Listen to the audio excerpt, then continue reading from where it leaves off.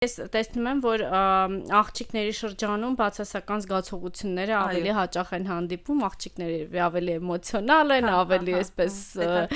շատ այդ հայցի գրքում էլ դրա մասին կա, որ սոցիալական մեդիայում ավելի շատ սոցիալական մեդիայում ակտիվությունը ավելի շատ ազդել է աղջիկների հոգեկան առողջության վրա, եւ երբ որ ես դա ընթերցեցի ու զուգահեռներ տեսա, որ իսկապես այսօր աղջիկներն ավելի այդ ստրեսայնությունը ավելի հատուկ է կամ հոգեկան բարեկացությունը ավելի խաթարված է աղջիկների շրջանում, քան տղաների։ Եվ համատվելու, որը եւս կարծում սոցիալական մեդիայի բերած խնդիրներից մեկն էր նաեւ անընդհատ համատվելու մարտահրավերը,